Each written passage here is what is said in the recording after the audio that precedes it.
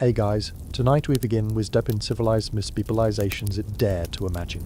A life where your name alone can make a crowded street fall silent. You walk through a medieval town, the air thick with wood smoke and damp earth, and even before you said a word, people are already turning away. Doors close a little faster, conversations end mid-sentence, and you haven't done anything yet. You probably won't survive this job, not because of danger, though there's plenty of that, but because of what it slowly does to your mind, to your place in the world, to the way people look at you like you're something less than human. So, before you get comfortable, take a moment to like the video and subscribe, but only if you genuinely enjoy what I do here. And hey, drop a comment with your location and local time. I always find it fascinating to see where everyone is listening from. Now dim the lights, maybe turn on a fan for that soft background hum, and let's ease into tonight's journey together.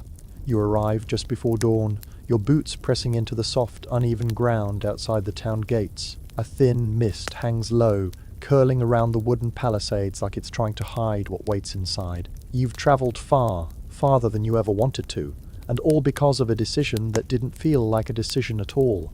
Maybe your father held this role before you. That was common. Executioners often came from families who passed the profession down, generation after generation, as if no one else in the world could or would take it. Or maybe you were forced into it, a punishment twisted into a career. That happened too. In some parts of medieval Europe, criminals were sometimes given a choice: die for your crimes, or live as the one who carries out death for others. Historians still argue whether most executioners truly chose their role or were quietly pushed into it by circumstance, but standing here now, it doesn't really matter. The result is the same. You are here, and there is no turning back. The gates creak open slowly, the guards barely glancing at you. They already know who you are. Word travels fast in places like this, faster than smoke on a still day. You step inside, and the town greets you, not with curiosity, but with absence. People don't stare, they avoid. A woman gathering water suddenly remembers something urgent elsewhere. A pair of men talking by a stall lower their voices, then stop entirely as you pass. It's not hatred, not exactly. It's something colder, something quieter. You represent a necessary part of their world, but also something deeply unsettling. You are a reminder of justice and its final, irreversible edge. You make your way toward the edge of town, where your new home waits. Of course, it's not near the market or the church or any place filled with life. No, your house stands apart, just beyond where most people are comfortable walking, close enough to serve the town, far enough to keep them feeling safe. The building itself is simple: wooden beams, a slanted roof, a door that sticks slightly when you push it open. Inside, the air smells faintly of oil and iron. There's not much, just a table, a chair, a narrow bed, but it's yours now. And then you notice them. Carefully arranged on a nearby wall, hanging in quiet, patient order, are the tools of your new trade. They don't gleam dramatically. They don't look like something out of a story. In fact, they're almost ordinary. And that's what makes them unsettling. Because there's nothing theatrical about what they're meant for. No flourish, no drama, just purpose. You step closer, your fingers brushing lightly against the wood of a handle. It's smooth, worn by years of use. Not careless use, precise use. That's something you'll come to understand very quickly. This is not a role where you can afford hesitation or error. In medieval times, an executioner was expected to perform their duty with efficiency and skill. A clean, swift act was seen as a sign of professionalism. A mistake, well, that was something people remembered. Something they whispered about for years. There's a strange irony in it. The crowd that avoids you, that treats you like an outcast, will one day gather in large numbers to watch you work. Public executions were common, often treated as a grim form of entertainment or moral lesson. People would travel from nearby villages just to witness them. Vendors might even set up nearby, selling food and drink, turning the whole event into something disturbingly close to a festival. But you're not thinking about that yet. Not fully. Right now, you're just standing in this quiet room, the early light creeping in through a small window, realizing that this is your life now. Not for a day, not for a week, but for as long as you remain here. A soft knock breaks the silence. You turn, heart tightening slightly, and open the door to find a man standing there. Older, with a lined face and steady eyes. He doesn't flinch when he looks at you, doesn't avoid your gaze. That alone feels unusual. "You're the new one," he says simply. His voice is calm, almost gentle, but there's something behind it, a weight, like he's carrying years you can't yet see. You nod. He steps inside without waiting for an invitation, his eyes briefly scanning the room before settling on the tools. There's a familiarity in the way he looks at them. Not affection, but understanding. "I trained the last one," he says after a moment, "and the one before him." You realize then that this man is not just a visitor, he's your teacher, because no one is simply handed this role and expected to figure it out. There are methods, techniques, expectations, and more than anything, there is a standard you must meet. He moves closer to the wall, gesturing toward the tools. "You'll learn," he says, "but you'll learn properly." There's no threat in his tone, no intimidation, just certainty. And somehow, that's more unsettling than anything else. As the morning light grows stronger, casting long shadows across the floor, you begin to understand something you hadn't fully grasped before. This isn't just a job.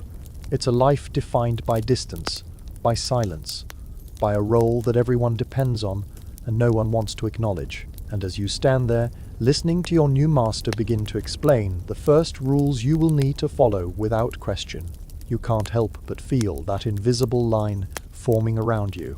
A boundary you've crossed, one that separates you from everyone else, forever. The line between you and the rest of the town becomes clearer the moment you step outside again. This time, not as a traveller passing through, but as someone who belongs, if that word can even be used here. The morning has fully settled in now. Smoke curls from chimneys, carts creak along narrow paths, and somewhere in the distance a bell tolls softly, marking the start of another ordinary day for everyone, except you. You walk slowly, almost testing the ground beneath your feet, as if something might feel different. And in a way, it does. Not physically, but socially. The invisible space around you has grown. People instinctively keep their distance, like you carry something contagious, not a disease of the body, but something far less visible and far more unsettling. A man selling bread avoids handing you a loaf directly.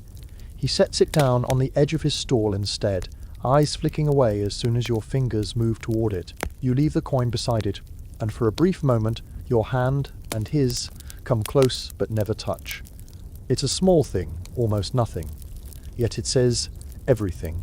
In many medieval towns, executioners were considered socially impure. They handled death in a way others refused to, and because of that, they were often excluded from normal social life. They couldn't join guilds. They weren't welcome at communal gatherings. Some were even barred from entering certain parts of churches. Historians still argue whether this exclusion came more from fear or religious beliefs, but standing here, it feels like a mix of both. You are necessary, but not accepted. You continue walking, noticing how conversations soften as you pass.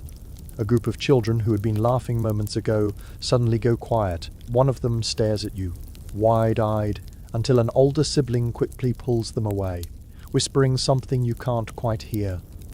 It's not just fear in their eyes. It's curiosity too. You are something they don't fully understand, something they've likely only heard about in hushed tones.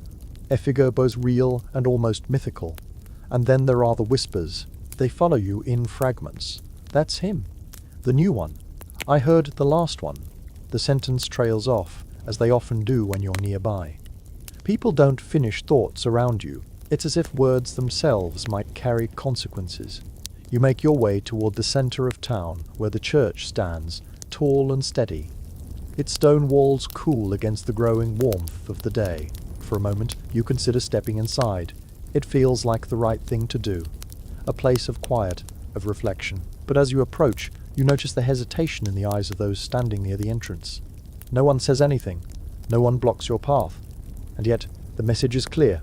You stop. There's a strange kind of exhaustion in realizing that some doors don't need to be closed to keep you out. So you turn away, choosing instead to circle back toward the edge of town, where your presence feels less like an intrusion and more like an expectation. On your way back, you pass a butcher's stall. The man behind it glances at you briefly, then nods just once.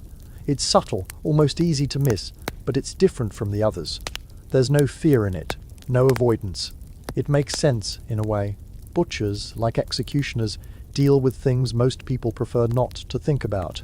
There's a shared understanding there, even if it's never spoken aloud.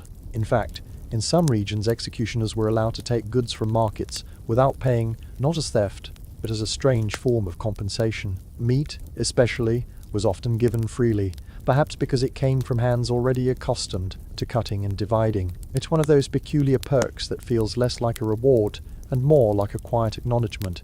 You do what we cannot. As you step back into your isolated home, the silence greets you again, thick and familiar. It's different from the silence of the town. This one doesn't judge. It doesn't whisper. It simply exists.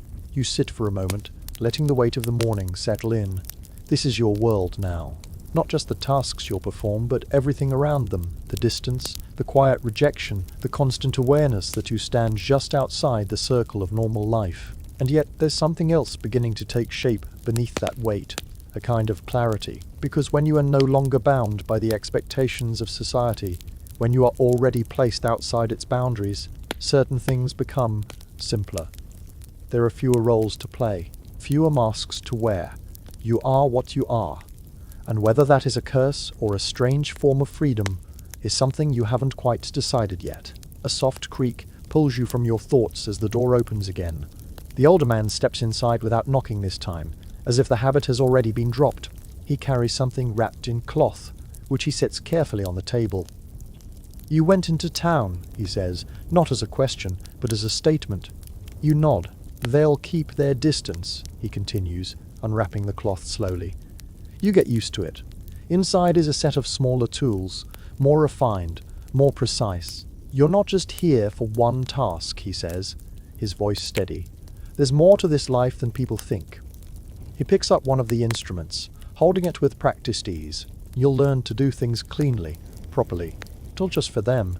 He pauses, glancing briefly toward the window, where the distant outline of the town can be seen. But for yourself. There's something in the way he says it that lingers. Not pride, not exactly, but something close, as he begins to explain the first steps of your training, guiding your hands, correcting your grip. You start to realize that this role, this life, is not as simple as you once imagined. It's not just about carrying out orders. It's about precision, discipline, control, and perhaps most unexpectedly, responsibility, because every action you take, every movement, every decision carries weight, not just for you, but for those who stand before you and those who stand watching. Outside, the town continues its quiet rhythm, unchanged and distant. But inside this small, isolated space, something else is beginning. A transformation. Slow, unavoidable, and once it's complete, there will be no going back. The days begin to settle into a rhythm that feels both structured and strangely unreal, like you've stepped into someone else's life and are still waiting to wake up from it. Morning comes quietly, often before the sun fully rises, and with it, the soft presence of your teacher already awake, already prepared, as if sleep is something he outgrew long ago. You don't exchange many words at first. There's no need. He moves with a kind of deliberate calm, each action purposeful, each motion practiced over years. You can only begin to imagine. And slowly, without announcement, your training begins. It starts not with what you expected. There are no dramatic demonstrations, no immediate focus on the final act itself. Instead, he places a simple wooden block in front of you and hands you a weighted tool duller than the ones hanging on the wall, but still substantial enough to demand your attention. "Again," he says. Even before you've done anything, you hesitate for just a moment, then raise it, bringing it down onto the block. The sound is solid, echoing softly in the room. "Not like that," he replies calmly. "You're thinking too much." You try again and again. It becomes clear very quickly that this is not about strength. It's about control, precision, the angle of your grip, the steadiness of your stance. Even the rhythm of your breathing begins to matter. In medieval Europe, executioners were often trained for years not just to carry out their duty, but to do it cleanly. A single, decisive action was considered both a professional standard and, in a strange way, an act of mercy. A poorly executed attempt could lead to prolonged suffering, and that was something even the harshest systems of justice preferred to avoid. Historians still argue whether this emphasis on precision came more from compassion or from a desire to maintain public order. But as you repeat the motion over and over, it starts to feel like a mixture of both. Your teacher watches closely, correcting small details you wouldn't have noticed on your own. Your hands, he says, adjusting your grip slightly. Too tight and you lose control. Too loose and you lose accuracy. He steps back, folding his arms. Again. Time begins to blur. The repetitive motion, the steady instruction, the quiet focus, it all blends together into something almost meditative. There's no room for distraction here, no space for wandering thoughts, only the task in front of you. And yet, even in this controlled environment, your mind drifts. You find yourself thinking about the people in town, the way they looked at you, or didn't look at you, the distance they kept, the silence that followed in your wake. It lingers, like a faint echo you can't quite shake. Your teacher seems to notice. You won't last long if you carry them with you, he says suddenly. You pause, lowering the tool slightly. What do you mean, you ask, your voice quieter than you intended. He considers you for a moment, then gestures toward the block in front of you. This, he says, tapping the surface lightly, is where your focus belongs, not out there. His gaze shifts briefly toward the window, then back to you. They made their choices. You didn't make them for them. There's something firm in his tone, not harsh, but unyielding. You do your part, cleanly, that's all.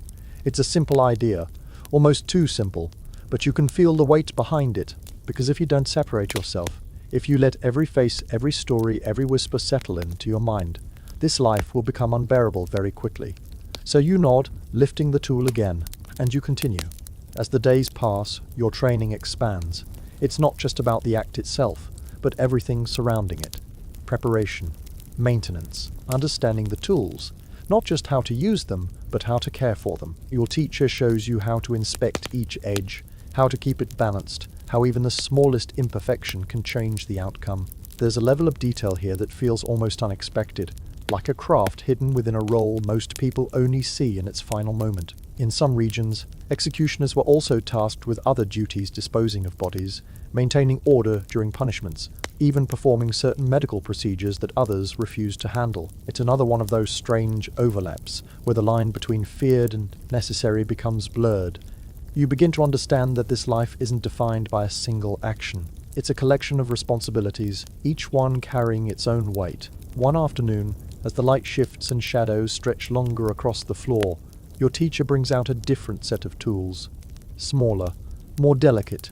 These, he says, require a different kind of control. You watch as he demonstrates, his movement steady, almost gentle. Not everything is about force, he continues. Sometimes it's about knowing exactly how much is needed, and no more. You try to mimic his actions, your hands less certain, your movements slightly uneven. He corrects you without frustration, guiding you back into alignment. Patience, he says. It comes with time. There's no rush in his voice, no urgency, just the quiet certainty that you will learn because you have to. And somewhere along the way, something begins to shift inside you. The initial shock, the resistance, the quiet disbelief, it starts to fade. Not completely, but enough that it no longer dominates your thoughts. In its place, there's a growing sense of familiarity, of understanding. Not acceptance, not yet, but something close. As the sun begins to set, casting a warm, fading glow through the small window, your teacher finally steps back. That's enough for today, he says. You lower the tool, your arms heavier than you realized, your mind still focused on the rhythm of the practice. He moves toward the door, pausing briefly before stepping outside. You'll get there, he adds, almost as an afterthought. Then he's gone. You stand there for a moment, the silence returning, wrapping around you once again. But it feels different now, less empty, more purposeful, because with each passing day, each repeated motion, each quiet correction, you are being shaped into something very specific, something the town both fears and depends on. And whether you're ready or not, you're becoming it. The tools no longer feel like foreign objects hanging silently on the wall. Over time, they begin to take on a different presence-less, like instruments of dread, and more like extensions of a role you are slowly, almost reluctantly, stepping into. You notice it first in small ways. The hesitation in your hands fades. The uncertainty in your grip steadies. What once felt heavy now feels balanced. Your teacher watches the shift without comment, though you can tell he notices everything. "Come here," he says one morning, gesturing toward the wall. You step closer, the early light catching along the edges of the tools, revealing details you hadn't fully appreciated before. Subtle curves, slight variations in length, differences that might seem insignificant to anyone else, but not here. He reaches for one, lifting it carefully, almost respectfully. Each one has a purpose, he says, and each one demands something different from you. He places it in your hands. At first it feels familiar, but as you adjust your grip, you realize it isn't quite the same as the one you've been practicing with. The weight is distributed differently. The balance shifts slightly as you move it. You don't force the tool to follow you, he continues. You learn how it wants to move.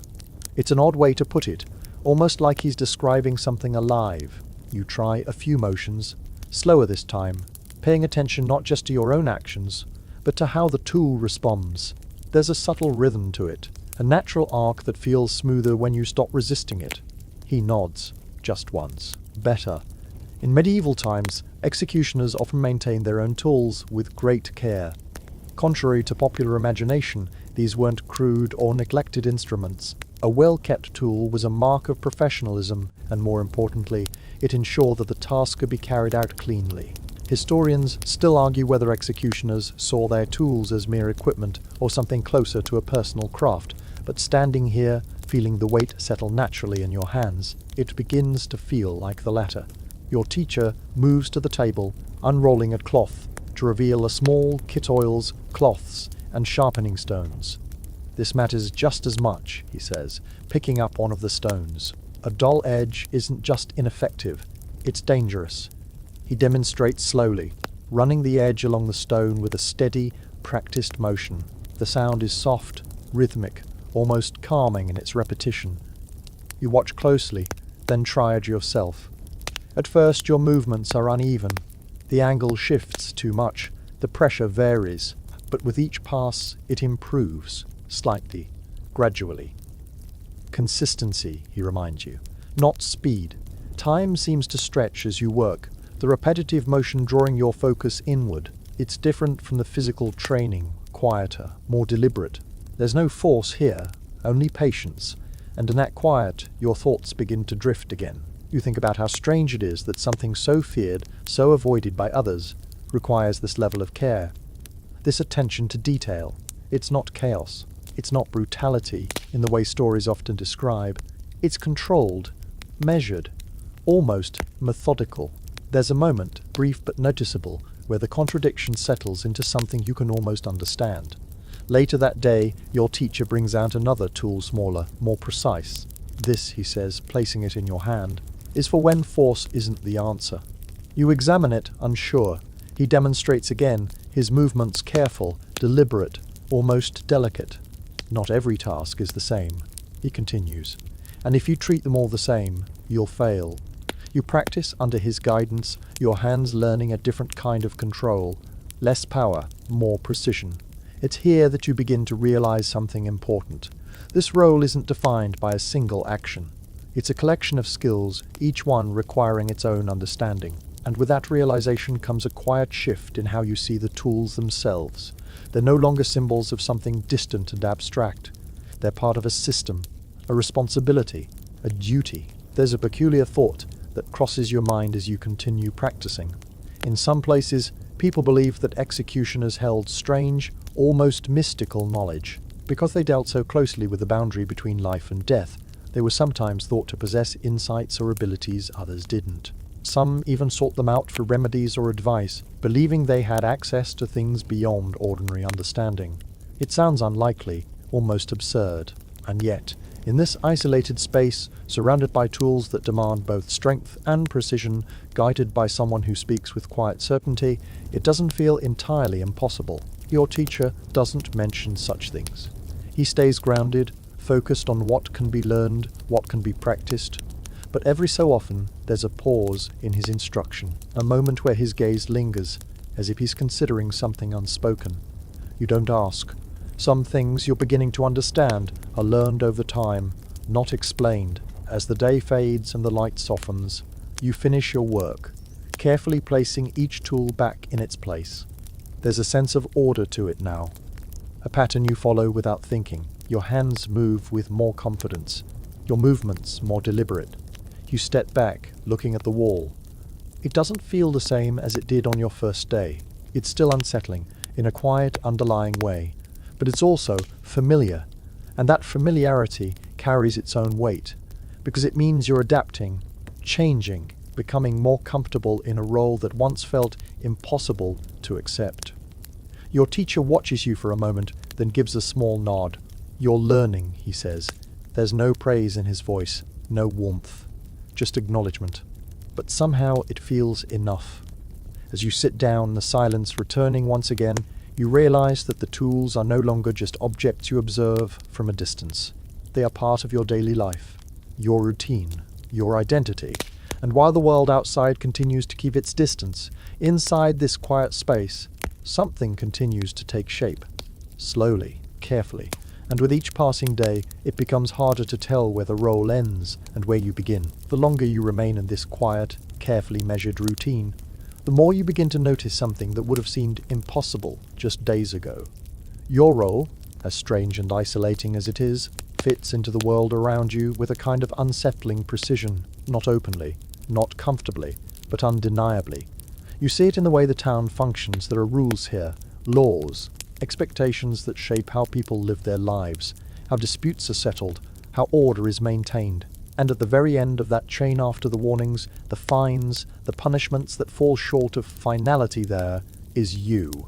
Not as a villain, not as a hero, but as a conclusion. Your teacher speaks of this one evening, his voice quieter than usual as the light fades and the room settles into shadow. "People think this work is about taking," he says, sitting across from you, his hands resting calmly on the table. "But it's not." You glance up, unsure. It's about ending something that's already been decided. There's a stillness in his words, a clarity that doesn't invite argument. In most cases, he continues, the judgment is made long before you ever step forward. Courts, councils, sometimes even the church, they decide. You carry it out. In medieval Europe, systems of justice varied widely, but public punishment was a central part of maintaining order. Executions weren't hidden away. They were visible, deliberate acts meant to reinforce the authority of the law. The executioner, despite being socially shunned, played a crucial role in that system. Historians still argue whether these public displays were more about justice or control, but from where you sit, it feels like a mixture of both, an uneasy balance between maintaining order and instilling fear. "You're not here to question it," your teacher adds, as if sensing where your thoughts might go. "If you start doing that, it won't end well." You don't respond, not because you agree completely, but because you understand the warning behind the words. There's a boundary in this life, just like there is between you and the town. Cross it, and things become complicated very quickly. The next morning, that idea follows you as you step outside again. The town feels the same, distant, cautious, but now you see something beneath it, a structure. A system that moves quietly, steadily, with or without your attention. You pass by a group gathered near the center, their voices low, their expressions serious. Something has happened. You don't know what, and no one tells you, but you can feel it in the air, a tension, a shift. And then, briefly, you catch a word. Judgment. It's enough. You keep walking, but your mind lingers there, tracing the path your teacher described. Decision. Sentence. And eventually, you. There's no urgency yet, no direct call, but the possibility is no longer abstract. It's real, present, waiting. Back at your home, your teacher is already there, as if he anticipated your return. "You heard," he says simply. You nod. He studies you for a moment, then gestures toward the table. "Sit." You do, the wood cool beneath your hands. "This is where most people misunderstand," he begins. "They think we act on impulse, on command alone. But there's a process, always." He leans back slightly, his gaze steady, By the time it reaches us, it's already been decided. We don't choose who. We don't choose why. There's a pause. We choose how. That word lingers. How. It sounds simple, but in this context it carries weight, responsibility, a kind of control within a system that otherwise leaves you with very little. You think back to your training, the emphasis on precision, on cleanliness, on doing things properly. It begins to make sense in a different way now. It's not just about skill, it's about fulfilling that final part of the process with as little chaos as possible. There's a strange comfort in that idea, not enough to ease everything, but enough to give it shape. Later, as you continue your practice, the movements feel slightly different, more intentional, more connected to something beyond the repetition itself. Each motion isn't just practice, it's preparation for something that will eventually come, and when it does, you'll need to be ready. There's a moment as you pause to rest, where your thoughts drift again this time to something you overheard days ago. A rumor, half-spoken and quickly silenced, that executioners, in some places, were believed to have unusual rights, privileges others didn't. You bring it up cautiously. Your teacher listens, then gives a small, almost amused exhale. Some truths hide in strange places, he says. He stands, moving toward the door, then stops. In certain towns, yes, we're allowed things others aren't. Goods, space, sometimes even protection. He glances back at you. Not because they like us, because they need us. There it is again. That balance. Feared and necessary. Rejected and relied upon. It's a contradiction that doesn't resolve itself. It simply exists, shaping your place in the world, whether you fully understand it or not. As the day fades, you find yourself sitting in the quiet once more, the sounds of the town distant and muted. You think about the path ahead, the inevitability of it. Sooner or later, the process your teacher described will reach its final step, and you'll be standing at the center of it, not as an observer, but as the one who completes it. There's no clear feeling attached to that thought, not fear, not acceptance, just awareness, a quiet, steady understanding that this is what your life has become. And outside, as the last light slips away and the town settles into night, everything continues as it always has. Order maintained, decisions made, and somewhere, unseen but always present, you wait. The day arrives without ceremony. There's no dramatic announcement, no sudden shift in the air that tells you this is the moment everything changes. Instead, it comes quietly, almost casually, carried in the steady footsteps of your teacher as he steps through the door earlier than usual. "You're coming with me," he says. Nothing more. No explanation is needed. You already understand. Your hands feel slightly colder than usual as you prepare, moving through the familiar routine checking, adjusting, making sure everything is as it should be. The tools feel different today. Not heavier, not lighter, just more real. Outside, the town is already awake, but there's something else in the air now. A subtle tension, a quiet anticipation. Word has spread, it always does. You walk beside your teacher, the path leading you toward the center of town, where a wooden structure stands waiting. You've seen it before from a distance, but never like this. Never with purpose. The scaffold.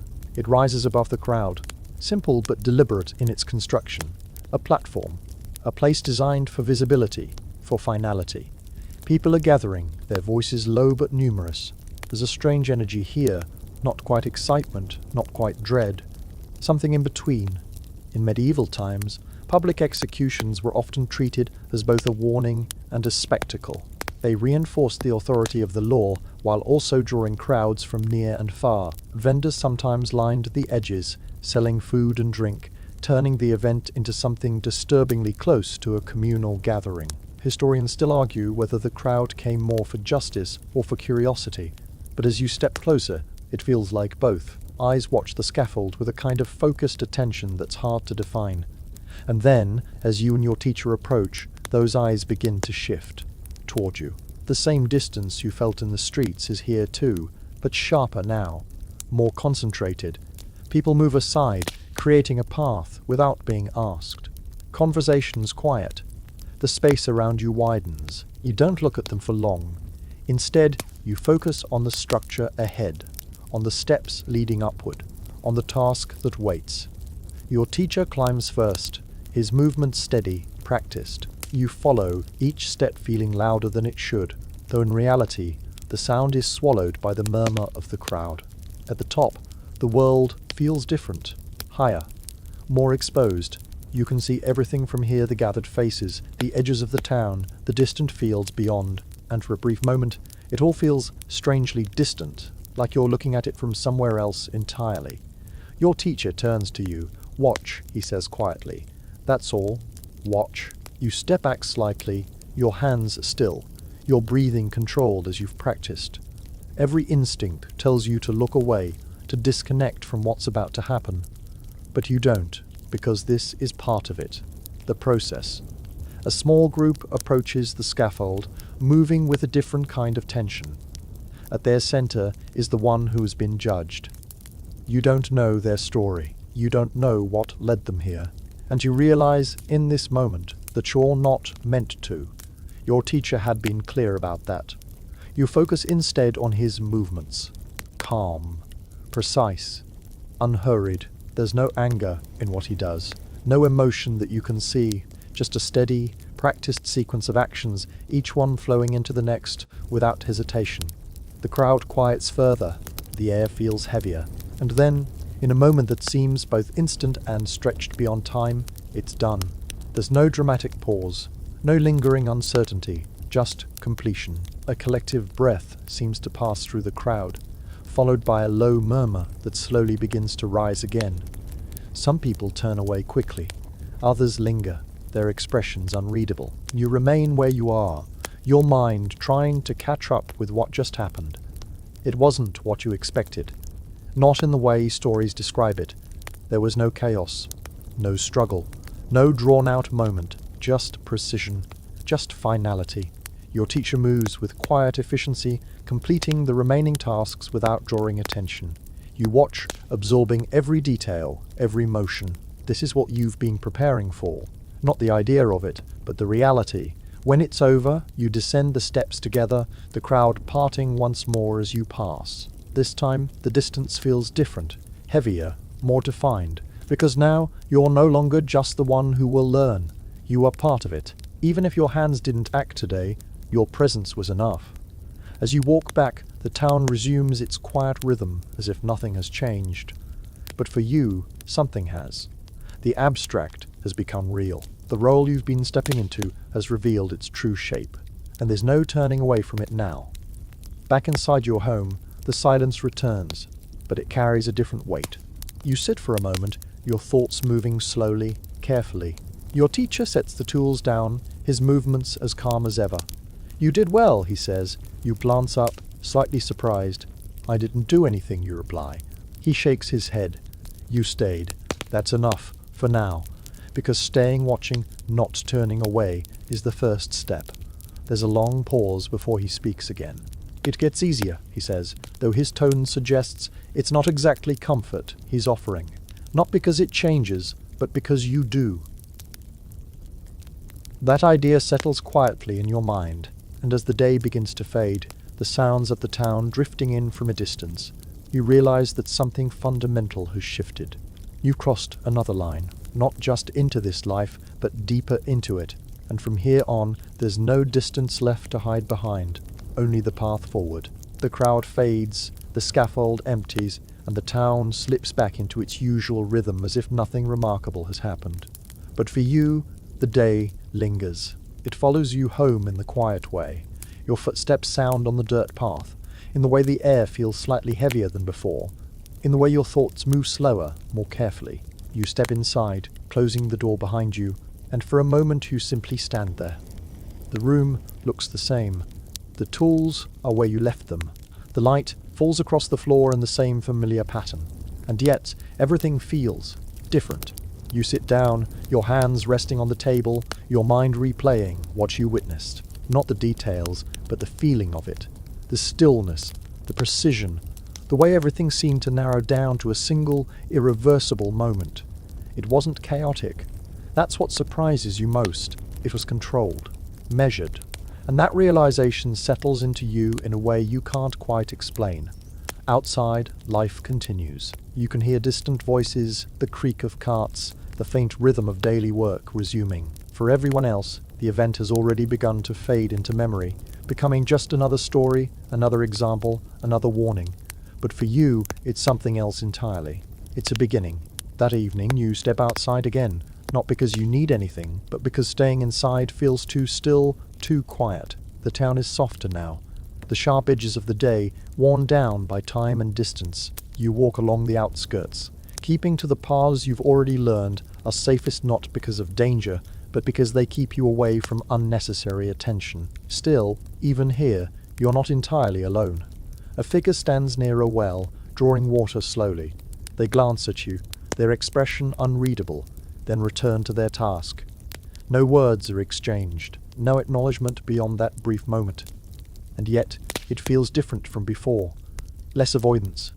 More awareness. You continue walking, noticing small things you hadn't paid attention to earlier. The way the light fades behind the buildings. The way shadows stretch across the ground.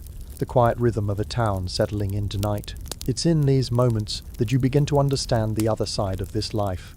The part that exists outside the scaffold. Because despite everything, despite the distance and the silence and the role you now carry, life doesn't stop. It continues around you, steady and indifferent, and you are still part of it, just differently.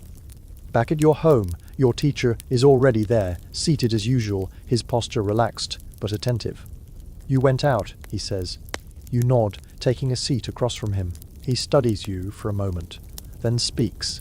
"It's important," he says, "to remember that there's more than just the work."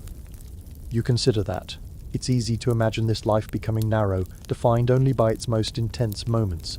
But those moments, as significant as they are, don't fill every hour. There are long stretches of time in between. Time that you have to live somehow.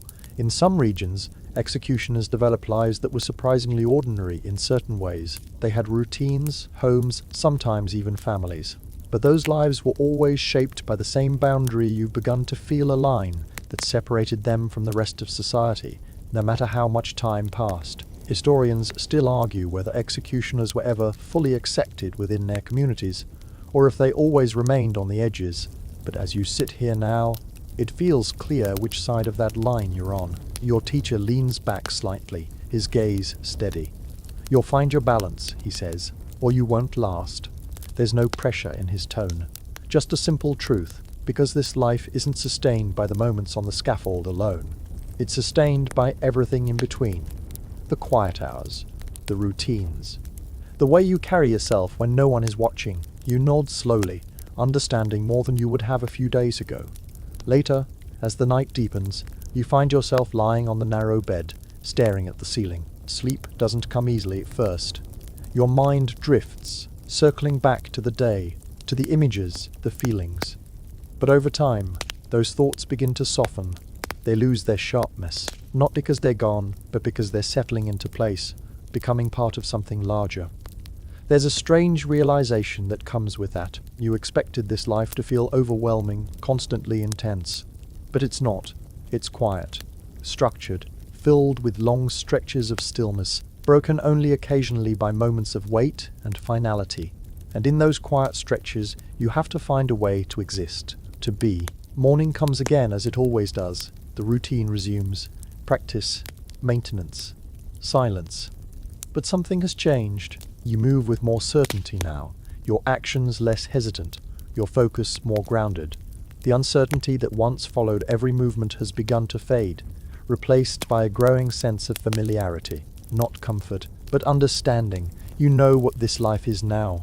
You've seen it, and that knowledge shapes everything that follows. As the days pass, you begin to notice small shifts in how others respond to you. The distance remains, but there are moments brief, subtle where it softens. A glance that lingers a second longer, a nod barely noticeable. Even the bread seller, who once avoided your touch entirely, now places the loaf a little closer, his movements less hurried. It's not acceptance, but it's something, a recognition perhaps, of what you are, of what you do, and of the role you now fully occupy, because you're no longer just learning.